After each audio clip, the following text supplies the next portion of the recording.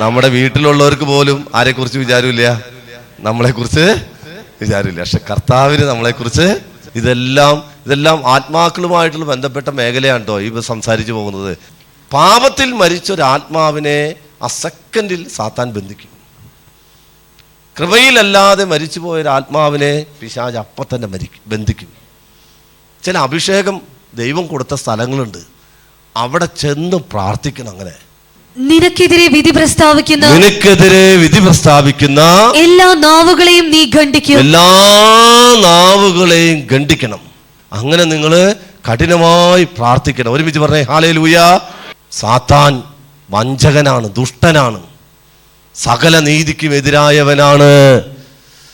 നമ്മൾ പ്രാർത്ഥിക്കണം. എല്ലാത്തിനും ഉത്തരം പ്രാർത്ഥനയാണ്. എല്ലാറ്റിനും ഉത്തരം പോരാ, നന്നായിട്ട് പറയണം. എല്ലാറ്റിനും ഉത്തരം പ്രാർത്ഥനയാണ്. പ്രാർത്ഥനയാണ് എല്ലാറ്റിനും ഉത്തരം. വേറെ ഒന്നുമില്ല, വേറെ ഒന്നും അതിനപ്പുറത്തേക്കില്ല. എല്ലാവർക്കും ആശ്വാസമൊക്കെ പറഞ്ഞു തരാൻ പറ്റും. നിങ്ങൾ ബ്രദർമാരുടെ അടുത്ത് പോയാൽ ബ്രദർമാർ ലാസ്റ്റ് പറയണമെന്നിട്ടറിയും, അവസാനം പറയണമെന്നിട്ടറിയും. അച്ഛന്മാരുടെ അടുത്ത് ചെന്നാലും പ്രാർത്ഥിക്കാന്നേ പറയുള്ളൂ, അതേ പറയാൻ പറ്റൂ. എൻ്റെ അടുത്ത് ആരെങ്കിലും വിളിച്ചാൽ ഞാനത് പറയുള്ളൂ. അവസാനം പറയും, എല്ലാം കേട്ടിട്ട് ഞാൻ പറയും, ഞാൻ പ്രാർത്ഥിക്കാട്ടോ. പ്രാർത്ഥിക്കാനേ പറ്റൂ. പക്ഷെ ദൈവത്തിന് പ്രവർത്തിക്കാൻ സാധിക്കും. കർത്താവിന് പ്രവർത്തിക്കാൻ സാധിക്കും. അപ്പം മനുഷ്യനിൽ നിന്ന് ആശ്രയിക്കേണ്ട, കർത്താവിൽ ആശ്രയിക്കും. കർത്താവിന് ഇന്ന് ആരാധിക്കണം, നന്നായിട്ട് ആരാധിക്കണം. 1-2 വചനങ്ങൾ വളരെ പ്രധാനപ്പെട്ട സങ്കീർത്തനം 115 അതിൻ്റെ 9 മുതൽ 15 വരെയുള്ള വചനങ്ങൾ നമുക്ക് കേൾക്കാം. സങ്കീർത്തനം 115 9 മുതൽ 15 വരെയുള്ള തിരുവചനങ്ങൾ കേൾക്കാം. ഇസ്രായേലേ, കർത്താവിൽ ആശ്രയിക്കുവിൻ. കണ്ടോ, വചനം ആരംഭിക്കുന്നത് അങ്ങനെയാണ്. ആരിൽ ആശ്രയിക്കാൻ? നന്നായിട്ട് പറയണോട്ടെ. ആരിൽ ആശ്രയിക്കാൻ? കർത്താവിൽ ആശ്രയിക്കാൻ. അവിടുന്നാണ് നിങ്ങളുടെ സഹായവും പരിചയം. കണ്ട, അഹരോന്റെ ഭവനമേ, കർത്താവിൽ ശരണം വെക്കുവിൻ. കർത്താവിൽ അങ്ങോട്ട് പൂർണ്ണമായിട്ട് ശരണം വെക്കും. നമ്മുടെ കുടുംബമൊക്കെ അവിടുന്നാണ് നിങ്ങളുടെ സഹായവും പരിചയവും. കർത്താവിന്റെ ഭക്തരെ, കർത്താവിൽ ആശ്രയിക്കുവിൻ. അവിടുന്നാണ് നിങ്ങളുടെ സഹായവും പരിചയം. കർത്താവിന് നമ്മെക്കുറിച്ച് വിചാരമുണ്ട്. ഒരുമിച്ച് പറഞ്ഞേ ഹല്ലേലൂയ. അഭിഷേകത്തോടെ പറഞ്ഞേ ഹല്ലേലൂയ. നമ്മുടെ വീട്ടിലുള്ളവർക്ക് പോലും ആരെക്കുറിച്ച് വിചാരമില്ല, നമ്മളെക്കുറിച്ച് വിചാരമില്ല. പക്ഷെ കർത്താവിന് നമ്മളെക്കുറിച്ച് വിചാരമുണ്ട്. എന്നിട്ട് കർത്താവ് ഇനി എന്താ ചെയ്യാൻ പോണെന്നറിയാമോ? അതാണ് അവിടുന്ന് നമ്മെ അനുഗ്രഹിക്കും. കണ്ടോ, വിചാരിച്ചുകൊണ്ടിരുന്ന മാത്രമല്ല, അവിടുന്ന് അനുഗ്രഹിക്കുകയും കൂടി ചെയ്യും. അനുഗ്രഹം കർത്താവിൽ നിന്നുള്ളതാണ്. അനുഗ്രഹം നമ്മൾ നമ്മൾ ഏറ്റുപറയണം. അനുഗ്രഹം കർത്താവിൽ നിന്നാണെന്ന് ഏറ്റുപറയണം. ഒരുമിച്ച് പറയാമോ? ഹല്ലേലൂയ. അഭിഷേകത്തോടെ ഹല്ലേലൂയ. എന്നാൽ ഞാൻ ഇതൊക്കെ പറഞ്ഞു വരുമ്പോൾ ഈ അനുഗ്രഹത്തെ എങ്ങനെയാണ് ഈ അനുഗ്രഹമൊക്കെ ബ്ലോക്ക് ചെയ്യപ്പെടുന്നത് അതുകൂടി പറയാൻ പോവുകയാണ് കേട്ടോ. ശ്രദ്ധിച്ച് കേൾക്കണം. തുടർന്ന് വായിച്ചോ. അവിടുന്ന് ഇസ്രായേൽ ഭവനത്തെ ആശീർവദിക്കും, അഹരോന്റെ ഭവനത്തെ അനുഗ്രഹിക്കും. കർത്താവിന്റെ ഭക്തന്മാരെ, ചെറിയവരെയും വലിയവരെയും അവിടുന്ന് അനുഗ്രഹിക്കും. ചെറിയവരും വലിയവരൊന്നുമില്ല, സമ്പന്നനോ ദരിദ്രനൊന്നുമില്ല. കർത്താവിൽ ആശ്രയിക്കുന്ന ആരാണോ അവനെ കർത്താവ് അനുഗ്രഹിച്ചിരിക്കും.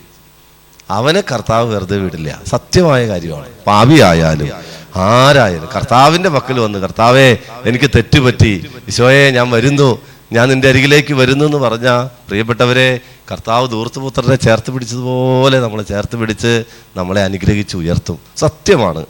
തുടർന്ന് കർത്താവ് നിങ്ങളെ അനുഗ്രഹിക്കട്ടെ, നിങ്ങളെയും നിങ്ങളുടെ മക്കളെയും ആകാശവും ഭൂമിയും സൃഷ്ടിച്ച. ഒരുമിച്ച് പറയാമോ? ഹല്ലേലൂയ. 118 സങ്കീർത്തനം 8 മുതൽ 14 വരെയുള്ള തിരുവചനങ്ങൾ. 118 സങ്കീർത്തനം 8 മുതൽ 1-2 വചനങ്ങൾ വളരെ പെട്ടെന്ന് കടന്നു പോവുകയാണ്. മനുഷ്യനിൽ ആശ്രയിക്കുന്നതിനേക്കാൾ കർത്താവിൽ അഭയം തേടുന്നത് നല്ലത്. അപ്പൊ ആരിൽ ആശ്രയിക്കാൻ പാടില്ല? മിണ്ടല്ലേ. ആരിൽ ആശ്രയിക്കാൻ പാടില്ല? മനുഷ്യരിൽ ആശ്രയിക്കാം. മനുഷ്യൻ എന്ന് പറഞ്ഞ സമ്പത്തിലും ലോകസുഖങ്ങളും അതിലൊന്നുമല്ല ആശ്രയിക്കാൻ പോകേണ്ടത്. അതൊക്കെ ആവശ്യത്തിനെ ചെല്ലാവും. പക്ഷേ ആവശ്യത്തിൽ വിട്ട് ആരെ ആശ്രയിക്കണം? കർത്താവിനെ ആശ്രയിക്കണം. തുടർന്ന് പ്രഭുക്കന്മാരിൽ ആശ്രയിക്കുന്നതിനേക്കാൾ കർത്താവിൽ അഭയം തേടുന്നത് നല്ലത്. ജനതകൾ എന്നെ വലയം ചെയ്തു. കർത്താവിന്റെ നാമത്തിൽ ഞാൻ അവരെ നശിപ്പിച്ചു. ആരുടെ നാമത്തിൽ? കർത്താവിന്. അപ്പോൾ നാമം, കർത്താവിൽ ആശ്രയിക്കുക എന്ന് പറഞ്ഞാൽ കർത്താവിന്റെ നാമം, ദൈവവചനം എപ്പോഴും വായിക്കണം, പ്രാർത്ഥിക്കണം, വചനത്തിൽ ആശ്രയിക്കണം. തുടർന്ന് അവരെന്നെ വലയം ചെയ്തു, എല്ലാ വശത്തു നിന്ന് അവരെന്നെ വളഞ്ഞു. കർത്താവിന്റെ നാമത്തിൽ ഞാൻ അവരെ വിച്ഛേദിച്ചു. കർത്താവിൽ ആശ്രയിച്ചാൽ എല്ലാ ശത്രുക്കളെയും കീഴടക്കാൻ പറ്റും, എല്ലാ തിന്മകളെയും കീഴടക്കാൻ പറ്റും, എല്ലാ ബന്ധനങ്ങളിൽ നിന്നും നമുക്ക് മോചനം കിട്ടും എന്നാണ് പറയുന്നത്. തുടർന്ന് തേനീച്ച പോലെ അവരെന്നെ പൊതിഞ്ഞു. തേനീച്ച പോലെ ചില സമയത്ത് നമുക്ക് എങ്ങും തിരിയാൻ പറ്റില്ല അല്ലേ? എങ്ങും തിരിയാൻ പറ്റാത്ത വിധം നമ്മൾ ആക്രമിക്കപ്പെടും. എന്നാലും നിങ്ങൾ കർത്താവിൽ ആശ്രയിക്കണം, കർത്താവിനെ മുറുകെ പിടിക്കണം. തുടർന്ന് മുൾപടർപ്പിനെ പിടിച്ച തീ പോലെ അവർ ആളിക്കത്തി. കണ്ടോ? കർത്താവിന്റെ നാമത്തിൽ ഞാൻ അവരെ വിച്ഛേദിച്ചു. കണ്ടോ? അവർ തള്ളിക്കയറി ഞാൻ വീഴുമായിരുന്നു. ഞാൻ വീണു പോയേനെ, ഞാൻ തകർന്നു പോയേനെ. കർത്താവിൽ ആശ്രയിക്കുന്നവൻ തകരില്ല. അവൻ ആശ്രയം കർത്താവിലാണ് മുറുകെ പിടിച്ചേക്കുന്നത്. ഏതെല്ലാം മേഖലയിൽ ആക്രമിക്കപ്പെട്ടാലും തകരാതെ ദൈവം നമ്മളെ പരിപാലിക്കും എന്നാണ് പറയുന്നത്. തുടർന്ന് എന്നാൽ കർത്താവ് എന്റെ സഹായത്തിനെത്തി. ഒരുമിച്ച് പറഞ്ഞേ ഹല്ലേലൂയ. ആര് സഹായത്തിനെത്തി? കർത്താവ് സഹായത്തിനെത്തി. കർത്താവ് എന്റെ ബലവും എന്റെ ഗാനവുമാണ്. ഒരുമിച്ച് പറഞ്ഞേ ഹല്ലേലൂയ. അഭിഷേകത്തോടെ പറഞ്ഞേ ഹല്ലേലൂയ. ആ കർത്താവ് എന്ത് ചെയ്യുന്നറിയാമോ? സങ്കീർത്തനം 116 തുടങ്ങി 17 വരെയുള്ള തിരുവചനത്തിൽ പറയാണ്, ഇതെല്ലാം ആത്മാക്കളുമായിട്ടുള്ള ബന്ധപ്പെട്ട മേഖലയാണ് കേട്ടോ ഈ സംസാരിച്ചു പോകുന്നത്. ആത്മാക്കളുമായി ബന്ധപ്പെട്ട മേഖലയിലേക്ക് നമ്മൾ കിടക്കുകയാണ്. സങ്കീർത്തനം 118 8 തുടങ്ങി 14 വരെയുള്ള തിരുവചനങ്ങൾ. സങ്കീർത്തനം 116 16 മുതൽ 17 വരെയുള്ള തിരുവചനങ്ങൾ. കർത്താവേ, ഞാൻ അവിടുത്തെ ദാസനാണ്, അവിടുത്തെ ദാസനും അവിടുത്തെ ദാസിയുടെ പുത്രനും തന്നെ. ഒരുമിച്ച് പറയാമോ ഹല്ലേലൂയ. അതായത് ഞാൻ കർത്താവെ നിന്നിൽ ആശ്രയിക്കുന്നവനാണ്, നിന്റെ കൂടെ കൽപ്പനകൾ പാലിച്ച് നിന്റെ കൂടെ ജീവിക്കുന്നവനാണ് എന്നാണ് സങ്കീർത്തൻ പറയുന്നത്. അവിടുന്ന് എന്റെ ബന്ധനങ്ങൾ തകർത്തു. അവിടുന്ന് എന്റെ ബന്ധനങ്ങൾ തകർത്തു. ഒരുമിച്ച് പറഞ്ഞേ ഹല്ലേലൂയ. പോരാ, സ്വരം ഉയർത്തി ഹല്ലേലൂയ. സഹോദരങ്ങളെ, പ്രിയപ്പെട്ടവരെ, നമ്മൾ പ്രാർത്ഥിക്കാൻ തുടങ്ങിയിട്ട് കാലം എത്രയായി? നമ്മൾ പോകാത്ത ധ്യാന കേന്ദ്രങ്ങളുണ്ടോ? നമുക്ക് വേണ്ടി പ്രാർത്ഥിക്കാത്ത അച്ഛന്മാരോ ശുശ്രൂഷകരുണ്ടോ? നമ്മൾ ചൊല്ലിക്കൂട്ടാത്ത നൊവേനകളുണ്ടോ? എന്നിട്ടും അഴിയാത്ത ബന്ധനങ്ങളില്ലേ? ഇല്ലേ? ഉണ്ട്. എന്നിട്ടും ശുശ്രൂഷകരായി ഞങ്ങളും അനുഭവിക്കുന്നുണ്ട്. ചില ബന്ധനങ്ങൾ ആർക്കും മോചിപ്പിക്കാൻ പറ്റില്ല. ഒരു ശുശ്രൂഷകന് അത് വെളിപ്പെടില്ല, ഒരു ശുശ്രൂഷയിൽ അത് വെളിപ്പെടില്ല. അത് പിശാച് നിഗൂഢതയിൽ കെട്ടിയതാണ്. പിശാച് നിഗൂഢതയിൽ നമ്മളെയും നമ്മുടെ കുടുംബത്തെയും തലമുറയെയും കെട്ടിയിട്ടിരിക്കുകയാണ്. ആ നിഗൂഢതയിൽ കെട്ടപ്പെട്ടത് നിരന്തരമായ ദൈവത്തിലുള്ള ആശ്രയത്തിലൂടെ തന്നെയാണ് ആ കെട്ടഴിയുക. നിരന്തരമായ ദൈവത്തിലുള്ള ആശ്രയത്തിലൂടെ. അതിലേക്കാണ് ഞാൻ വരാൻ പോകുന്നത് കേട്ടോ.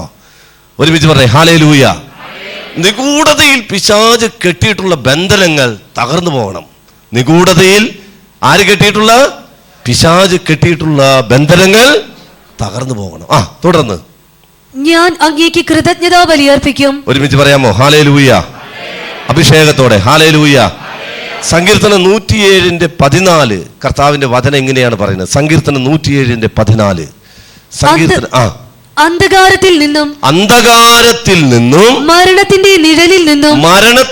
അതായത് ഈ നിഗൂഢതയിലേക്ക് കൊണ്ടുപോകുന്ന അന്ധകാരത്തിന്റെ ആഴങ്ങളിലേക്ക് നമ്മുടെ കുടുംബത്തിൽ നിന്നും മരിച്ചുപോയ ആത്മാക്കളുണ്ടല്ലോ, അവരെ ഈ വിശുദ്ധിയിലല്ലാതെ മരിച്ചുപോയി, കൃപയിലല്ലാതെ മരിച്ചുപോയ ആത്മാക്കളെ പിശാച് അവൻ ബന്ധനത്തിലേക്ക് അന്ധകാരത്തിന്റെ ആഴങ്ങളിലേക്ക് കൊണ്ടുപോകും. ഒരുമിച്ച് പറയാമോ ഹല്ലേലൂയ. നിഗൂഢതയിൽ എന്നിട്ട് കെട്ടിയിടും. അവര് മോചനം പ്രാപിക്കാതെ നമുക്ക് ആ മേഖലയിൽ മോചനം കിട്ടത്തില്ല. അത് എല്ലാ ശുശ്രൂഷകരിലും വെളിപ്പെടണം നിർബന്ധമില്ല. ആ മേഖലയിൽ കർത്താവിന്റെ കരുണ വെളിപ്പെടണം. ഞാൻ അതിലേക്കാണ് വരുന്നത്. തുടർന്ന് മരണത്തിന്റെ നിഴലിൽ നിന്നും അവിടുന്ന് അവരെ പുറത്തു കൊണ്ടുവന്നു. മരണത്തിന്റെ നിഴലിൽ നിന്നും അവിടുന്ന് അവരെ പുറത്തു കൊണ്ടുവന്നു. അവരുടെ ബന്ധനങ്ങൾ പൊട്ടിച്ചെറിഞ്ഞു. അവരുടെ ബന്ധനങ്ങൾ പൊട്ടിച്ചെറിയണം. അപ്പോൾ നമ്മളിൽ, അതായത് നമ്മുടെ പൂർവികർ തലമുറയിൽ കിടക്കുന്ന, അവരിൽ കിടക്കുന്ന ബന്ധനങ്ങൾ അഴിയുമ്പോഴാണ് നമ്മളിലുള്ള കെട്ടുകൾ അഴിയപ്പെടുക. കാര്യം പിടികിട്ടുണ്ടോ? ഒരുമിച്ച് പറഞ്ഞേ ഹല്ലേലൂയ. അഭിഷേകത്തോടെ പറയാമോ ഹല്ലേലൂയ. യേശുവേ നന്ദി. ലൂക്കാസ് സുവിശേഷം 13-ാം അധ്യായം 16-ാമത്തെ തിരുവചനം. ലൂക്കാസ് സുവിശേഷം 13-ാം അധ്യായം 16-ാമത്തെ തിരുവചനം. എത്ര വർഷം പിശാച് ബന്ധിച്ചിട്ടിരുന്നു ഒരു മകളെ കൂനി പിടിച്ച് നടന്നത്? എത്ര വർഷം? 18 വർഷം. 18 വർഷം. കണ്ടോ, 18 വർഷം പല ശുശ്രൂഷയിലും പോയി പങ്കെടുത്തു, പലയിടത്തും പോയി, പലരിടത്തും പോയി. മൂകനും ബധിരനുമായ ആത്മാവ് ബാധിച്ച ഒരു കുഞ്ഞിനെ കൊണ്ട് ശിഷ്യന്മാരുടെ അടുത്ത് അപ്പം വന്നു. അവർക്ക് മോചിപ്പിക്കാൻ പറ്റിയോ? മോചിപ്പിക്കാൻ പറ്റില്ല. പക്ഷേ ആർക്കാ മോചിപ്പിക്കാൻ പറ്റുള്ളൂ? ഈശോയ്ക്ക് മാത്രം. ഒരുമിച്ച് പറഞ്ഞേ ഹല്ലേലൂയ. ചിലത് നേരിട്ട് ഈശോയ്ക്ക് മാത്രമേ അത് ചെയ്യാൻ പറ്റൂ. അതാണ് ചില മേഖലകളിൽ കുറേ കാലങ്ങളായി പ്രാർത്ഥിച്ചിട്ടും ഈ 21 ദിവസത്തെ പ്രാർത്ഥനയുടെ പ്രത്യേകത എന്തറിയാമോ? അങ്ങനെയുള്ള കെട്ടുകൾ അഴിയപ്പെടുന്നു എന്നുള്ളതാണ്. ഒരുമിച്ച് പറഞ്ഞേ ഹല്ലേലൂയ. അഭിഷേകത്തോടെ പറയാമോ ഹല്ലേലൂയ. തുടർന്ന് 18 വർഷം സാത്താൻ ബന്ധിച്ചിട്ടിരുന്നവളായ. കണ്ട, ആരാണിത് ബന്ധിക്കുന്നത്? സാത്താൻ. പാപത്തിൽ മരിച്ച ഒരു ആത്മാവിനെ ആ സെക്കൻഡിൽ സാത്താൻ ബന്ധിക്കും. കൃപയിലല്ലാതെ മരിച്ചു പോയൊരു ആത്മാവിനെ പിശാച് അപ്പം തന്നെ ബന്ധിക്കും. ഒരു കാലഘട്ടത്തിൽ ആത്മഹത്യ ചെയ്ത വ്യക്തിയുടെ ബോഡി എവിടെ അടക്കില്ലായിരുന്നു? സിൻസ്റ്റേരിൽ അടക്കില്ലായിരുന്നു. എന്തു കുഴി? തെമ്മാടിക്കുഴി. തെമ്മാടിക്കുഴി എന്ന് പറഞ്ഞൊരു കുഴി തന്നെ സഭ ഒരുക്കിയിട്ടുണ്ടായിരുന്നു. പിന്നെ കാലങ്ങൾ മാറിയപ്പോഴാണ് അതൊക്കെ മാറ്റം വരുത്തിയത്. ഒരുമിച്ച് പറഞ്ഞേ ഹല്ലേലൂയ. അഭിഷേകത്തോടെ പറഞ്ഞേ ഹല്ലേലൂയ. യേശുവേ നന്ദി, യേശുവേ സ്തുതി. ജ്ഞാനത്തിന്റെ പുസ്തകം 17-ാം അധ്യായം ഈ ആത്മാവിനെ കുറിച്ച് പറയുന്നുണ്ട്. ജ്ഞാനത്തിന്റെ പുസ്തകം 17-ാം അധ്യായം 2-ാമത്തെ തിരുവചനം. ജ്ഞാനത്തിന്റെ പുസ്തകം 17-ാം അധ്യായം 2-ാമത്തെ തിരുവചനം. അങ്ങനെ നോക്കുകയാണെങ്കിൽ നമ്മുടെ 33 തലമുറകൾ നിങ്ങളൊന്ന് എടുത്തു വെച്ച് നോക്കിക്കേ. എത്ര പേര് സ്വർഗത്തിലേക്ക് പോയിട്ടുണ്ടാകും? എത്ര പേര് എവിടെ ഉണ്ടാകും? ആ മേഖലയിൽ പ്രാർത്ഥന ഉയരേണ്ടതല്ലേ? ഉയരേണ്ടതല്ലേ? പ്രാർത്ഥിക്കേണ്ടതല്ലേ? 17-ാം അധ്യായം 2-ാം തിരുവചനം.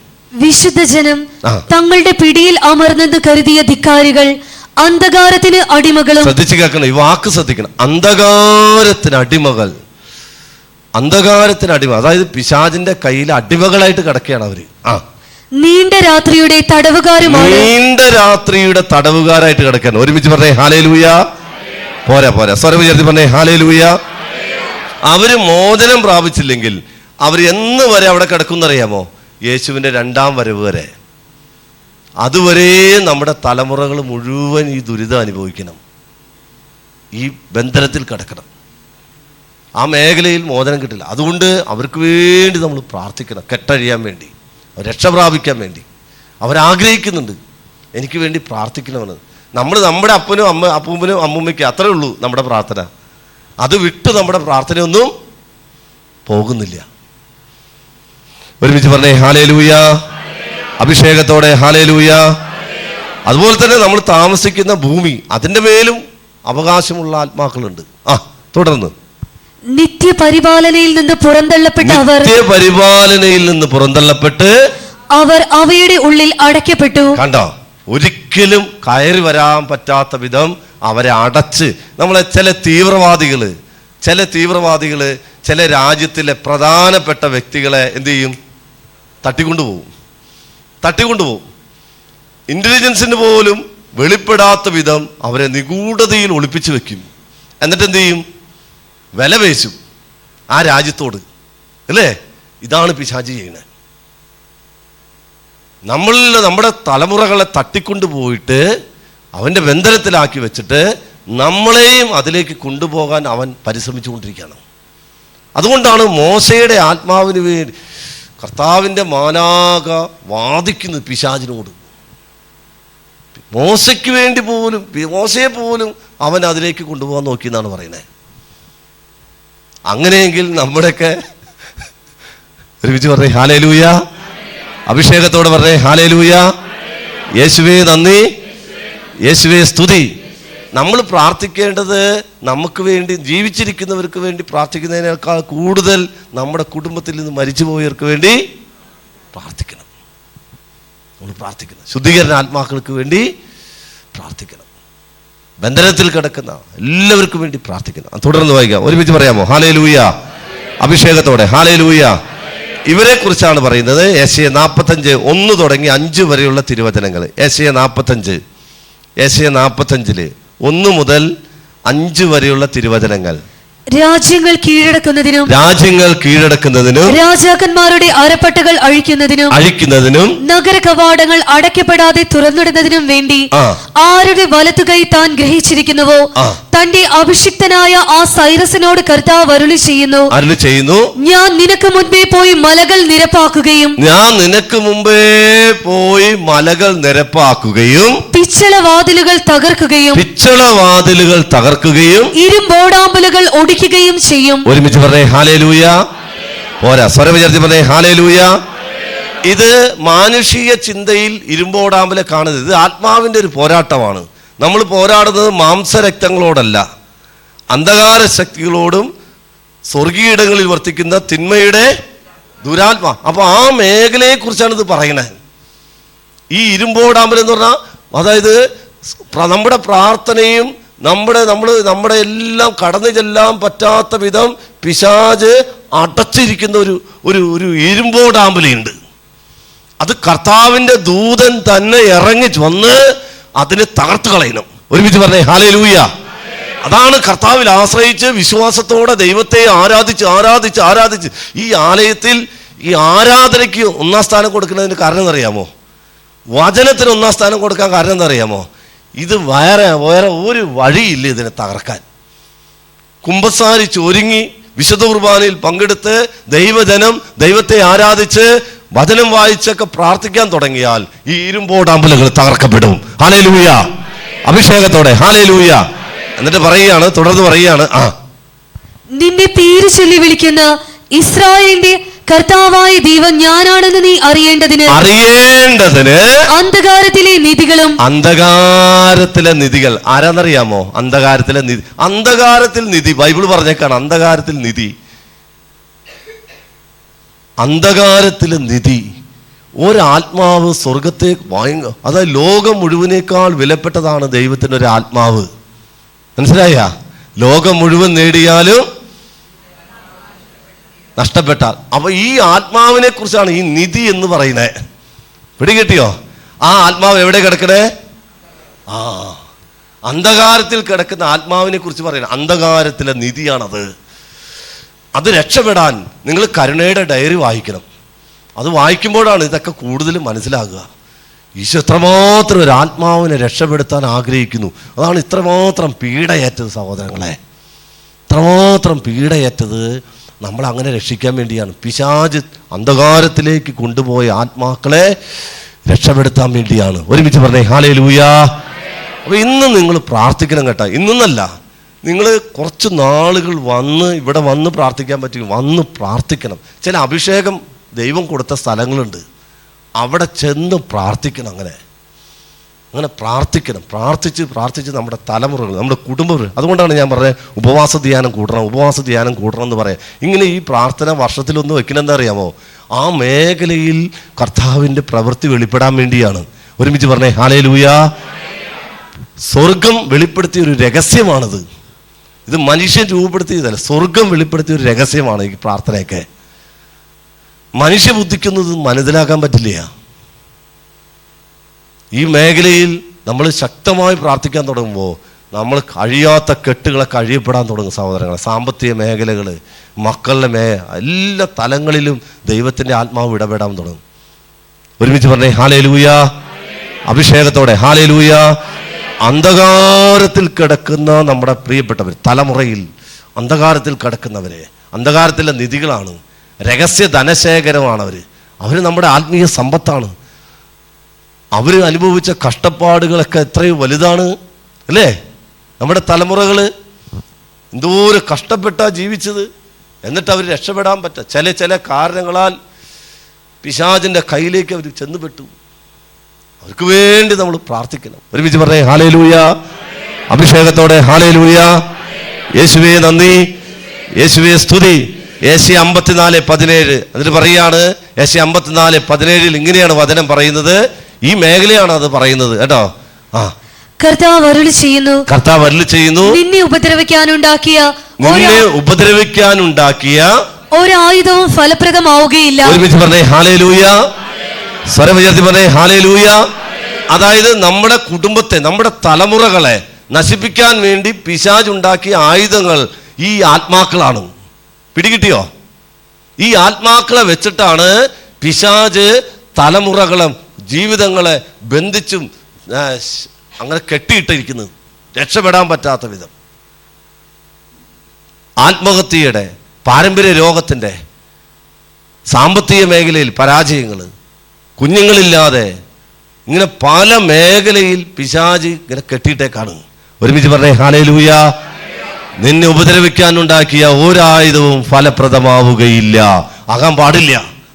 തുടർന്ന് നിനക്കെതിരെ വിധി പ്രസ്താവിക്കുന്ന എല്ലാ നാവുകളെയും നീ ഖണ്ഡിക്കും. എല്ലാ നാവുകളെയും ഖണ്ഡിക്കണം.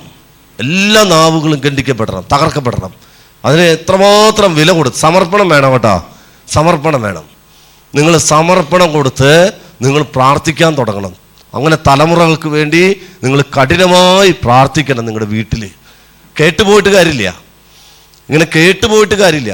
ത്യാഗമെടുത്ത് കുടുംബത്തിന് വേണ്ടി, അപ്പന് വേണ്ടി, തലമുറകൾക്ക് വേണ്ടി, 33 തലമുറകൾക്ക് വേണ്ടി അങ്ങനെ നിങ്ങൾ കഠിനമായി പ്രാർത്ഥിക്കണം. ഒരുമിച്ച് പറഞ്ഞേ ഹല്ലേലൂയ. ഒരഭിഷേകത്തോടെ ഹല്ലേലൂയ.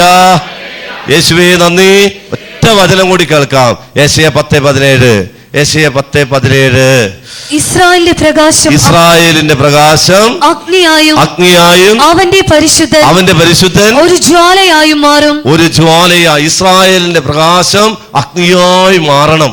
ഈ നിഗൂഢതകളിലേക്ക് പിശാച് രഹസ്യത്തിൽ നമ്മുടെ മനുഷ്യബുദ്ധിക്കൊന്നും മനുഷ്യനൊന്നും കടന്നു ചെല്ലാൻ പറ്റാത്ത വിധം പിശാച് കൊണ്ടുപോയി രഹസ്യത്തിൽ വെച്ചിരിക്കുന്ന ഈ ആത്മാക്കളിലേക്ക് ഈ അഗ്നിയുടെ പ്രകാശം കടന്ന് ഇസ്രായേലിന്റെ പ്രകാശം അഗ്നിയായും അവന്റെ പരിശുദ്ധൻ ഒരു ജ്വാലയായും മാറണം. മാറി എന്ത് ചെയ്യണം? അത് ജ്വലിച്ച് ഒറ്റ ദിവസം കൊണ്ട് അവന്റെ മുള്ളുകളും മുൾച്ചെടികളും ദഹിപ്പിച്ചു കളയണം. കാര്യം പിടികിട്ടിയോ? ഇതൊക്കെ കത്തിച്ചാമ്പലാകണം. പിശാച് കെട്ടിയിട്ടുള്ള, പിശാച് ഒരുക്കിയിട്ടുള്ള സകല ബന്ധനങ്ങളും തകർക്കപ്പെടണം. ഒരുമിച്ച് പറഞ്ഞേ ഹല്ലേലൂയ. ഒരുമിച്ച് പറഞ്ഞേ ഹല്ലേലൂയ. പിശാചിനെ കുറിച്ച് ഒറ്റ കാര്യം കൂടി പറഞ്ഞു നിർത്തുകയാണ്. അപ്പസ്തോല പ്രവർത്തനം 13-ാം അധ്യായം 10-ാം തിരുവചനം.